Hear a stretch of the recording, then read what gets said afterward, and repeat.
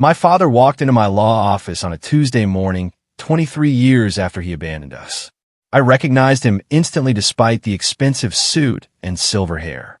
The same cold blue eyes that watched me cry when I was 7 now studied my mahogany desk with calculating interest. "Jeffrey," he said, extending his hand like we were old business associates. "You've done well for yourself." I didn't shake his hand. I just stared at the man who left my mother with 2 kids and $30,000 in debt. He cleared his throat and sat down uninvited. "I need your help with something important." His name was Raymond Cole, though I hadn't spoken it aloud in over 2 decades. When I was 7 and my sister Vanessa was 5, he packed 3 suitcases and walked out our front door in Detroit. Left behind a mortgage we couldn't afford, bills we couldn't pay, and 2 confused children who kept asking when Daddy was coming home. My mother worked 3 jobs to keep us fed. I wore the same shoes for 2 years until my toes burst through the front. Now Raymond sat in my Chicago office, surrounded by my Harvard diplomas and legal awards, asking for help like those years never happened.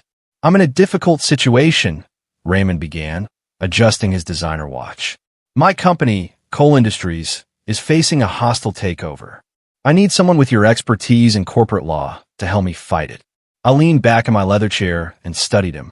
Cole Industries was worth approximately $400 million.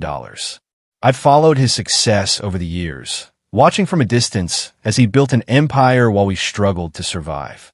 "Why come to me?" I asked quietly. "There are hundreds of corporate lawyers in Chicago." Raymond smiled, the same charming smile that probably fooled my mother once. "Because you're the best.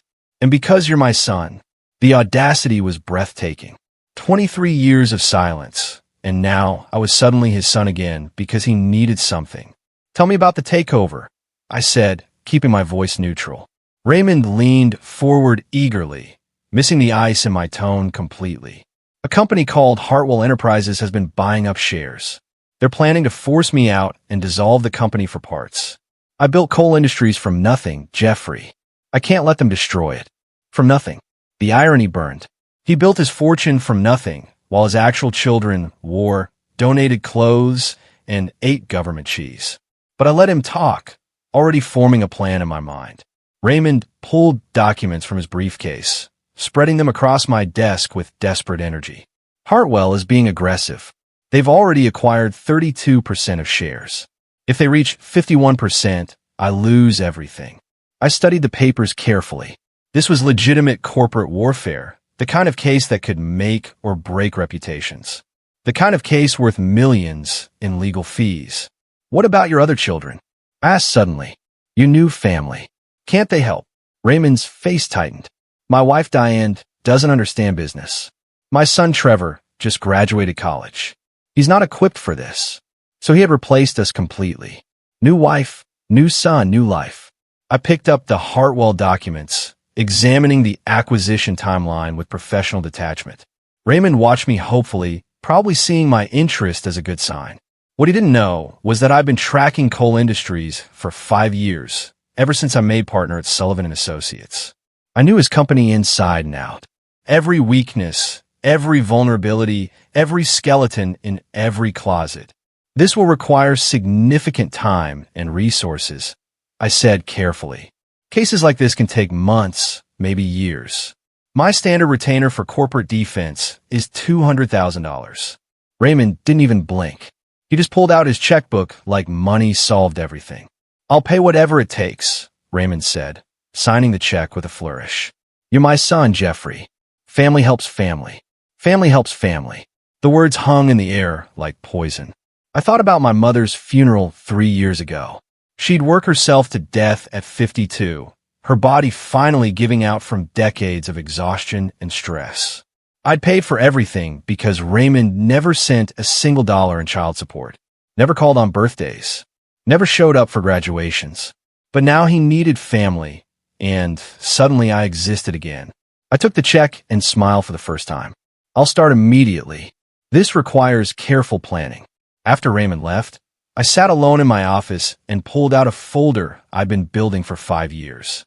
Inside were documents, financial records, and evidence I'd been gathering piece by piece. My secretary, Amy, knocked softly. "Mr. Cole, Your sister is online too. I picked up immediately. Vanessa, he came. My sister's voice was sharp with anger.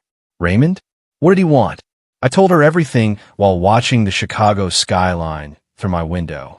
When I finished, Vanessa was quiet for a long moment. What are you going to do? She finally asked. I looked at Raymond's check, then at my secret folder. I'm going to help him, and then I'm going to destroy him. That night, I drove to Vanessa's apartment in Lincoln Park. She'd become a financial analyst, working her way up through sheer determination, just like I had. We'd supported each other through everything after Mom died, two survivors of Raymond's abandonment.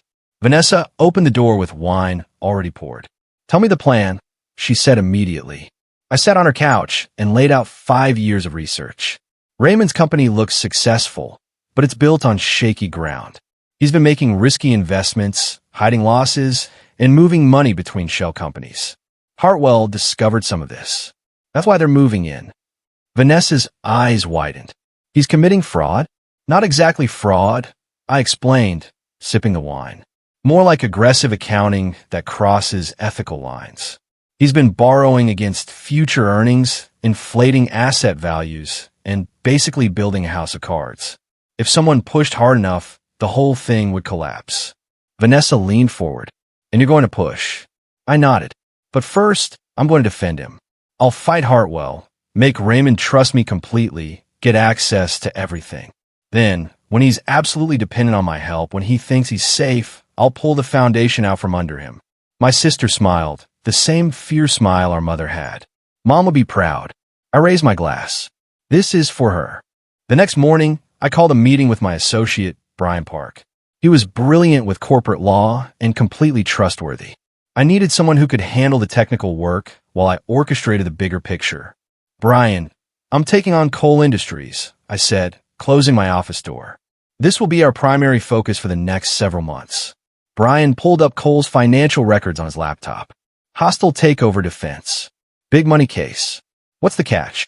I hesitated, then decided he needed to know. Raymond Cole is my father. He abandoned my family 23 years ago. Now he needs my help.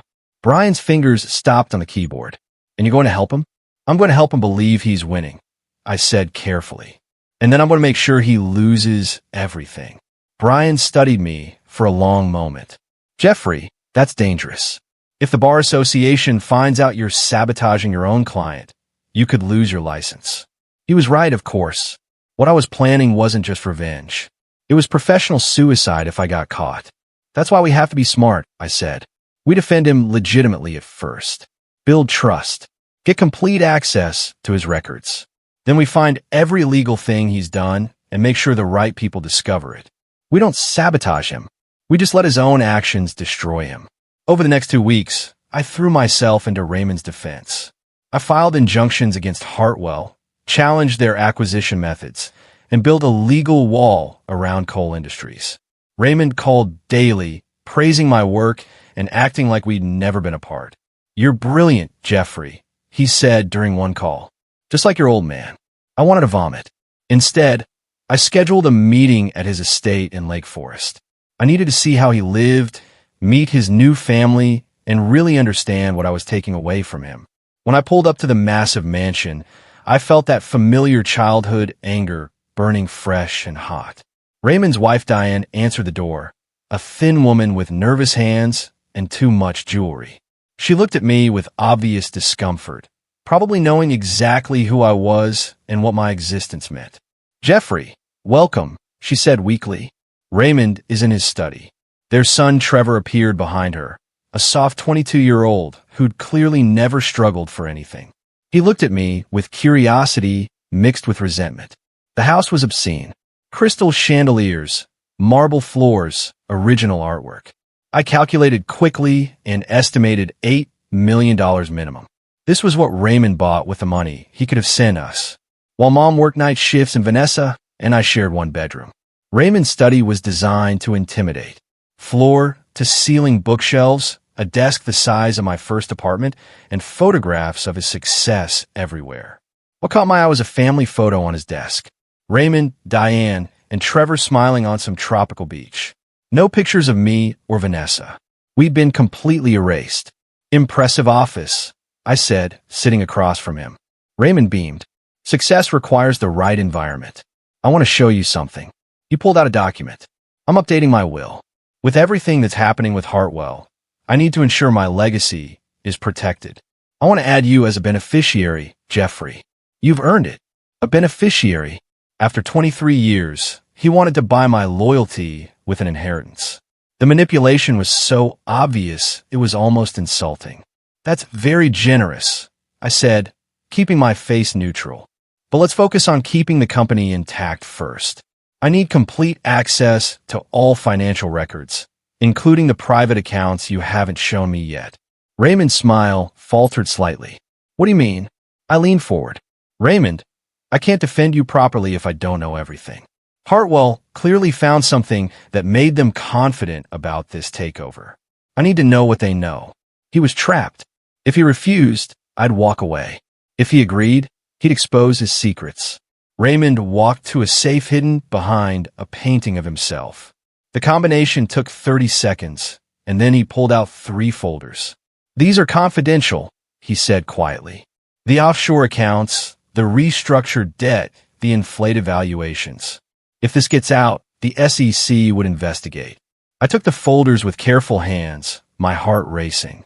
This was it. This was everything I needed. I'm your lawyer, Raymond. Attorney-client privilege protects everything. He nodded, relaxing slightly. I knew I could trust you. You're my son. I spent 3 hours photographing every document while he made phone calls. By the time I left his mansion, I had evidence of securities fraud, tax evasion, and financial manipulation. Back at my office, Brian and I went through the evidence methodically. It was worse than I'd expected. Raymond had been systematically defrauding investors for at least a decade, hiding losses through shell companies and fake transactions. This is federal prison material, Brian said quietly. If the FBI saw this, Raymond would be arrested within a week. I nodded, feeling the weight of what I was holding. This wasn't just revenge anymore. This was justice for everyone Raymond had hurt, including the investors who trusted him. We need to be smart about this, I said. We can't just hand it to the FBI. It has to come out naturally, like we discovered it while defending him. My plan required perfect timing. First, I had to successfully defend Raymond against Hartwell. If I failed, he'd just lose his company and probably survive financially. I needed him to win, to feel secure, to believe his secrets were safe with me. Then I'd pull the trap. I spent the next month in court, fighting Hartwell's acquisition with everything I had. I challenged their methods, exposed their own questionable practices, and built such a strong defense that the judge sided with Coal Industries. Raymond won. Hartwell was forced to sell their shares at a loss. Raymond threw a victory party at his mansion, celebrating like he'd conquered the world. The party was full of wealthy people congratulating Raymond on his victory. He stood in the center, accepting praise and acting like he'd won through his own brilliance. I stayed near the edge, watching and waiting. Trevor approached with a drink, looking uncomfortable. "Thank you for helping my dad," he said quietly. "He really respects you." Something in his tone suggested he knew more than he was saying. "You don't seem happy about the victory," I observed. Trevor glanced around nervously. "Can we talk privately?" We stepped onto the terrace, away from the party noise. "I know who you are," Trevor said. "I know what my dad did to your family. I found old letters once." Trevor's confession caught me off guard. "What kind of letters?" I asked carefully. He looked miserable. "Letters from your mom begging him to send money for you and your sister." He threw them away. "I was 13 when I found them in the trash. I confronted him once, and he told me it was complicated, that she was lying about everything." I felt something shift in my chest. Trevor wasn't just Raymond's privileged son. He was another victim of Raymond's selfishness, raised by a liar and forced to live with that knowledge. "Why are you telling me this?" Trevor met my eyes directly. "Because whatever you're planning to do to him, he deserves it. I've been waiting for someone to hold him accountable." Trevor's words changed things. I wasn't just destroying Raymond anymore. I had an ally inside his own house. "When the time comes," I said carefully, "you need to protect yourself and your mother. What I'm about to do will hurt everyone connected to him." Trevor nodded. "My mom already knows something's wrong. She's been asking questions about the finances." I think she wants out, but doesn't know how. 3 weeks after the victory party, I made my move. I filed a motion with the court, citing new evidence that required immediate investigation. The evidence was Raymond's own documents, the ones he'd given me to defend him. I turned his trust into his destruction. The FBI arrived at Cole Industries on a Thursday morning with search warrants. Raymond called me immediately, his voice panicked. "Jeffrey, what's happening? There are federal agents in my office." I kept my voice calm and professional. "Raymond, during my defense preparation, I discovered financial irregularities that I'm legally required to report. As your attorney, I had no choice." The silence on the other end was absolute. Then, quietly, he said, "You knew. You knew from the beginning." I let the silence stretch. 23 years ago, you walked out on 2 children. You let us struggle while you built your empire. You never sent money, never called, never cared if we were alive or dead. Did you really think I'd save you? Raymond's arrest made national news. Securities fraud, tax evasion, wire fraud. The FBI found everything because I'd organized it perfectly for them. Cole Industries collapsed within a week. Investors lost money, but the truly guilty party was finally being held accountable. Diane filed for divorce immediately, and Trevor called to thank me. "He's in jail awaiting trial," Trevor said. 72 years old and looking at 15 years in federal prison. I felt nothing. No triumph, no guilt, just quiet satisfaction. Vanessa came to my office with champagne. "Mom would be so proud," she said, tears in her eyes. We drank to the mother who never lived to see justice served. 6 months later, Raymond's trial ended with a guilty verdict on all counts. 15 years in federal prison with no possibility of parole. Everything he built was gone. The mansion, the cars, the lifestyle, all seized by the government. I attended the sentencing hearing, sitting in the back row. Raymond looked across the courtroom and found my eyes. He didn't look angry or betrayed. He just looked broken. As they led him away in handcuffs, I thought about the 7-year-old boy watching his father leave. That boy had spent 23 years becoming someone strong enough to make this moment happen. Justice wasn't just about punishment. It was about proving that abandonment had consequences. My father learned that lesson too late.